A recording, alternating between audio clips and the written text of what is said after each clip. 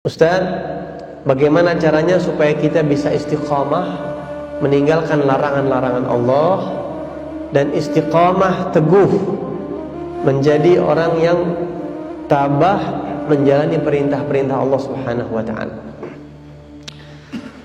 Al-Imam Al-Habib Abdullah bin Alawi Al-Haddad, beliau pernah melakukan analisa.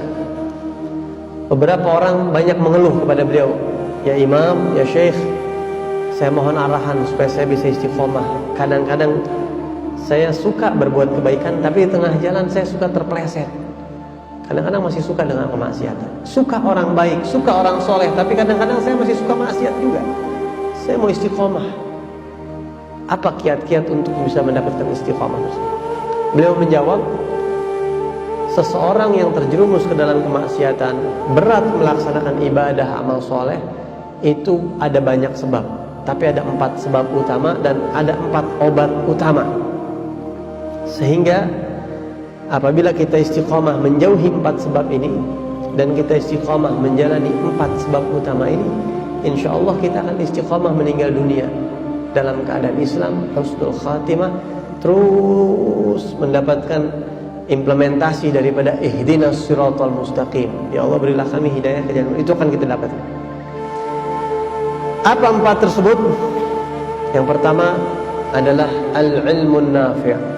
Kalau kita mau istiqomah, tidak melengsang-melengsong, tidak ngaco kanan kiri, terus lempeng istiqomah, yang pertama adalah obati diri kita, berikan selalu asupan ilmu yang bermanfaat.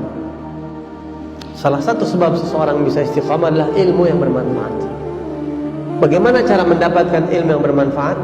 Tekuni majelis ilmu. Jadi bapak-bapak, ibu-ibu sekalian, kalau mendengar di masjid ini ada kajian majelis ilmu, paksakan hadir. Apalagi kalau ada yang rutin setiap hari Ahad, setiap hari Isnin, usahakan hadir. Karena ilmu itu akan menjadi pupuk yang paling kuat untuk kita istiqamah. May yuridillahu bihi khaira yufaqihu fid din. Tapi ingat, tidak sembarang ilmu. Karenanya jangan sembarangan hadir di majelis ilmu. Jangan sembarangan menimba ilmu, mendengarkan ceramah, menonton tausiah, jangan. Ada ilmu yang bermanfaat, ada ilmu yang tidak bermanfaat. Iblis sekalipun itu bukan orang sembarangan. Iblis ini berilmu, Pak Bu.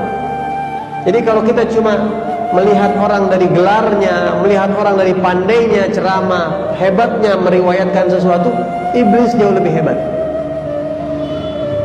Sebab umat sesat adalah karena salah menimba ilmu atau menimba ilmu dari orang yang tidak tepat. Nah, maka kita harus garis bawahi ilmu yang bermanfaat, bukan sekadar ilmu. Bagaimana mendapatkan ilmu yang bermanfaat? 1, sebenarnya panjang ini kalau mau dibahas, tapi setidaknya ini menjadi global, pembahasan global. 1, orang yang hendak kita jadikan guru panutan dalam agama, yang kita mau serap ilmunya, kita tengok dulu dia. Inna hadzal ilma din fanzuru amman ta'khuduna dinakum. Ibnu Sirin, seorang tabi'in, mengatakan ilmu adalah bagian vital dalam agama. Maka sebelum kalian menimba ilmu, lihat teliti dari siapa kalian mengambil agama kalian. Yang pertama adalah usahakan orang tersebut memiliki sanad, mata rantai yang jelas yang bersambung sampai ke Rasulullah. Selama guru kita ini memiliki sanad yang bersambung sampai ke Rasulullah, insya Allah dijamin tidak akan sesat. Yang pertama, obat untuk kita istiqamah, nutrisi untuk kita istiqamah, yang pertama adalah cari ilmu yang bermanfaat sebanyak-banyaknya dari sumber yang jelas. Jangan tertipu dengan pangkat, titel, jebolan, alumni ini dan itu. Jangan tertipu dengan itu semua. Ya, jangan tertipu dengan itu semua. Betul-betul teliti, perhatikan orang. Hati kita tidak bisa dibohongi. Minta kepada Allah Subhanahu wa taala petunjuk. Ya Allah, tunjukkan saya orang yang baik, jauhkan saya dari orang yang buruk. Minta sama Allah Subhanahu wa taala. Kemudian yang kedua, untuk kita bisa istiqomah, obat yang paling efektif adalah tarkus syubuhati minal at'imah. Jaga hanya memakan makanan yang halal dan jangan memakan atau minum yang syubhat, apalagi haram. Tinggalkan itu jauh-jauh. Al-Imam Sahal bin Abdullah At-Tusturi mengatakan, man akal al-halal ata'at jawarihuhu sya'am abah. Siapa orang makan halal, anggota tubuhnya mau tidak mau, sadar ataupun tidak sadar akan bergerak enteng untuk kebaikan, taat. Mau tidak mau. Pasti energi kita, darah dan daging kita ini tumbuh dari asupan makanan. Kalau makanannya baik, pasti dia klop dengan masjid, klop dengan majlis ilmu, ya, nyambung, sinkron dengan hal-hal kebaikan yang positif. Waman akalal haram asad jawarihuhu sya'am aba alima am lam ya'lam. Siapa yang makan haram, mau tidak mau, sadar tidak sadar, anggota tubuhnya ini hanya enteng berbuat maksiat. Abal mal an yakhruj illa min haitsu yadkhul. Al-Imam Al-Haddad mengatakan, harta itu pasti akan tersalurkan sesuai dia masuknya dari mana. Masuknya yang haram pasti tersalurkan ke yang haram, pasti itu. Ya. Jadi yang kedua itu sangat penting. Perhatikan makanan kita, jangan sembarangan makan. Tapi kalau di Sumatera Barat insya Allah aman. Hanya saja cara menghasilkannya.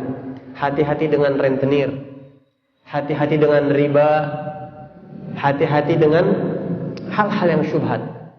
Dan kita tidak bisa memahami syubhat dengan detail kecuali di majlis ilmu. Kalau ada yang tidak paham, tanyakan kepada guru. Minta bimbingan dan tuntunan kepada guru kita. Yang ketiga, supaya kita bisa istiqamah, menjauhkan maksiat, mendekatkan diri kepada Allah adalah dengan zikrul maut fi kulli hin. Mengingat mati setiap saat. Jadi anggaplah setiap hari itu terakhir. Bagaimana kira-kira bapak-bapak, ibu-ibu kalau dapat bocoran rahasia dari alam gaib, hari ini adalah umur terakhir kita? Bagaimana kira-kira? Salat subuh kita besok itu salat terakhir. Besok adalah hari Asyura terakhir kita. Besok adalah kita berjumpa terakhir dengan keluarga kita. Besok adalah kita berjumpa terakhir dengan teman-teman kita. Apa yang akan Anda lakukan kalau Anda dapat rahasia itu dari alam gaib? Jadi kenapa kita masih berani maksiat kepada Allah? Karena kita menganggap bisa tobat besok. Masih lupa dengan kematian, masih mengundur-undur. Tulul amal. Obatnya adalah anggaplah setiap hari terakhir. Ya. Abdullah bin Umar, Sayyidina Abdullah bin Umar bin Khattab, putra Sayyidina Umar pernah mengatakan, "Idza asbahta fala tantadhiril masa, wa idza amsayta fala tantadhirus sabah." Kalau kamu masih hidup di pagi hari, jangan tunggu sore hari. Jangan menghayal hidup sampai sore. Wa idza amsayta fala tantadhirus sabah, dan sebaliknya. Di samping itu tetap kita memupuk harapan tetap. Saya punya harapan, saya punya niat ingin membangun pesantren, ingin membangun ini, terus berjalan. Kalau niat kita baik, nanti anak kita akan meneruskan, murid kita akan meneruskan. Itu jalan, jangan takut. Tapi anggaplah ini terakhir, sehingga kita berusaha sespesial mungkin setiap akhir, setiap hari. Kemudian yang keempat, yang terakhir adalah menjaga kestabilan iman. Jadi seseorang tidak mungkin berani melanggar perintah Allah kalau imannya sedang naik, tidak mungkin. Ketika dia maksiat, bisa dipastikan imannya saat itu sedang turun, pasti. Maka jaga kestabilan iman. Jangan turun, minimal stabil. Kalau bisa naik, naik terus, naik terus. Bagaimana cara menjaga iman? Bagaimana cara menaikkan kadar keimanan kita? Banyak sekali, sangat banyak. Sangat banyak. Beberapa di antaranya, yang pertama, jaga penglihatan dan pendengaran. Iman itu tempatnya hati. Hati itu punya pintu dan jendela yang selalu terbuka. Apapun yang masuk, dia akan membekas di hati. Jendela hati adalah mata dan telinga. Mendengar apa yang kita dengar, dia akan tergores di hati kita. Itu akan mempengaruhi kualitas keimanan kita. Apa yang kita lihat akan mempengaruhi. Ketika kita takjub dengan sesuatu, iman kita bisa berubah. Apalagi sesuatu tidak baik dipandang agama. Jaga mata, jaga telinga. Kemudian yang kedua, jangan dekat dengan sembarangan orang. Ciptakan lingkungan yang baik. Kenal boleh dengan siapapun. Boleh kenal dengan Yahudi, Nasrani, preman, kelas kakap sekalipun, silahkan. Tapi untuk dekat jangan. Ya, almar'u ala dini khalilih.